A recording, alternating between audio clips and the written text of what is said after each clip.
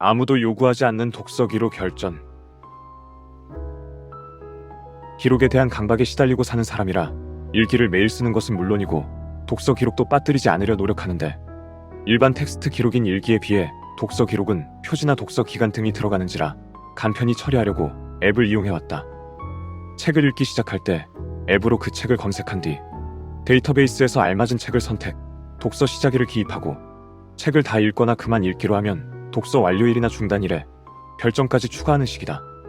이렇게 하면 표지까지 깔끔히 들어간 독서 기록이 생성되고, 이후에 무슨 책을 언제부터 언제까지 읽었는지, 어느 기간 동안 책을 얼마나 읽었는지 깔끔한 데이터를 달력으로도 볼 수 있어서 자신을 돌아보기에 썩 유용하다. 앱에 따라서는 다른 독자들이 몇 점을 주고 어떤 감상을 남겼는지도 알 수 있어서 도움이 된다. 그런데 얼마 전 이런 기록의 나날이 심각한 타격을 받고 말았다. 이 사건에 대해 설명하자면 그동안 사용한 앱에 대해 설명해야 하는데, 일단 내가 처음으로 쓰기 시작한 독서 기록 앱은 아이리드잇나우였다. 아이폰을 쓰던 시절에 선택한 앱이었고, 요즘 기준으로 보면 약간 디자인이 낡은 느낌이 들긴 하지만 딱히 부족한 곳은 없었다. 이 부족한 곳이 없다는 게 특히 중요한데, 안타깝게도 나는 이 사실을 근래에 들어서야 알게 되었다. 그러다 스마트폰을 안드로이드로 바꾸면서 선택의 기로에 놓이게 되었다. 아이리드잇나우가 안드로이드에는 없었기 때문이다. 독서 기록 앱도 iOS를 버리고 새로운 앱으로 갈아탈 것인가? 아니면 아이폰과 함께 쓰고 있던 아이패드로 대신할 것인가? 대학 때는 아이패드도 늘 갖고 다니는 편이었으니 다이어리를 쓴다고 생각하면 아이패드에 기록하는 것도 못할 짓은 아니었다. 하지만 나는 기록 앱도 독서 기록 앱도 안드로이드 체제에서 새 앱을 찾기로 결정했다. 책을 읽은 직후에 스마트폰을 집어들어 곧바로 기록하는 편이 좋았기 때문이다. 성급하거나 강박적인 성격 때문만은 아니고, 이런 종류의 귀찮은 기록은 나중에 하겠다고 미뤘다간 까먹고 넘어갈 확률이 대단히 높기 때문이었다.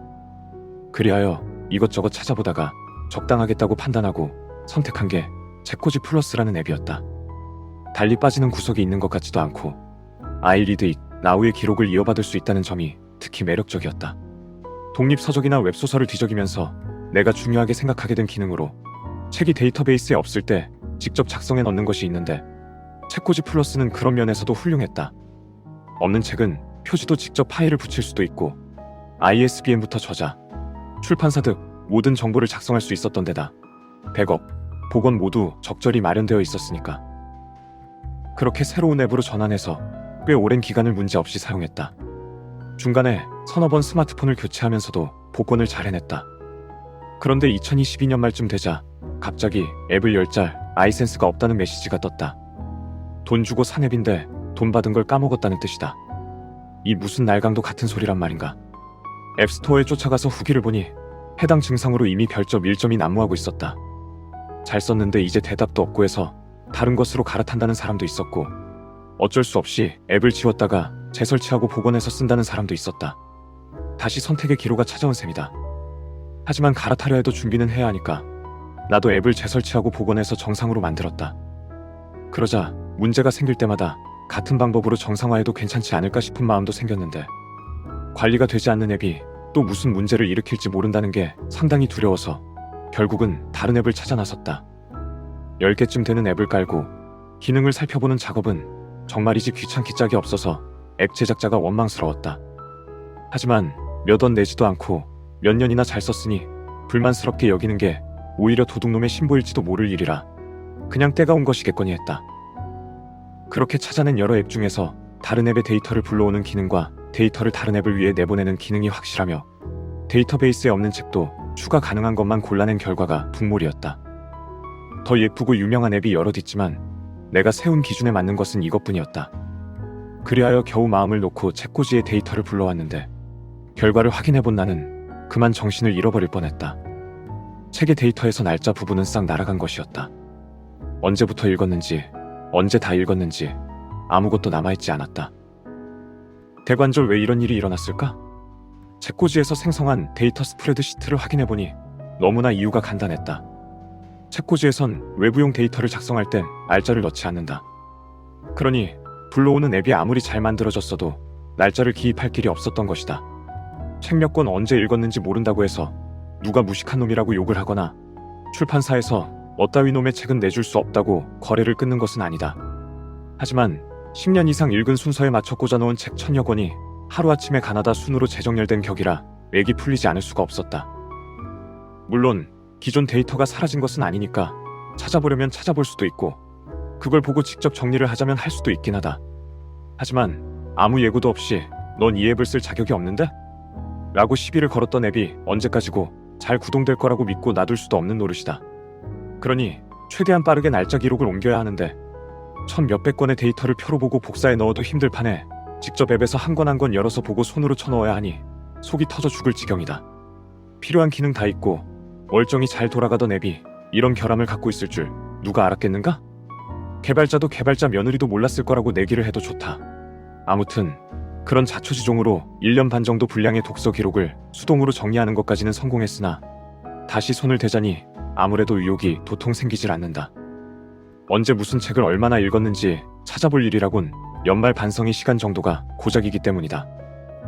요컨대 그렇게까지 유용하지 않은 정보를 단순히 습관적으로 오래도록 적었는데 그게 유실되는 게 안타까워서 이런 고생에 내몰리게 되었다는 뜻이다.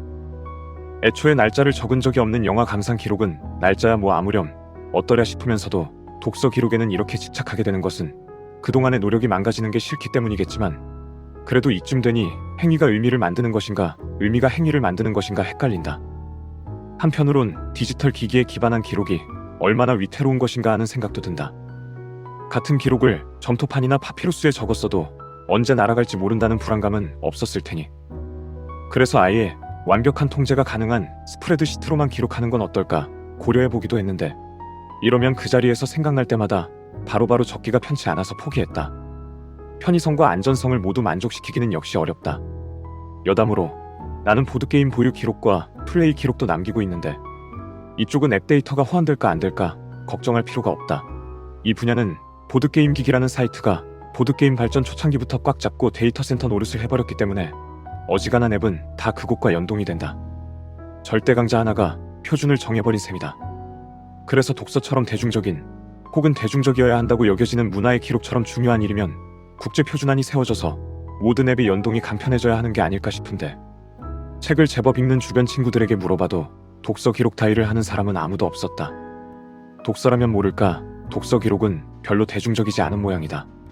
뭐든 기록을 해야 개선도 할 수 있으니 독서 생활을 개선하려는 사람도 별로 없다는 뜻인데 달리 생각하면 독서가 무슨 몬스터 잡아서 레벨업하는 게임도 아닌 만큼 사람들이 경쟁적으로 독서량을 늘려대는 것보다는 다들 압박감을 느끼지 않고 숨 쉬듯이 책을 끼고 사는 사회가 낫겠구나 싶기도 하다.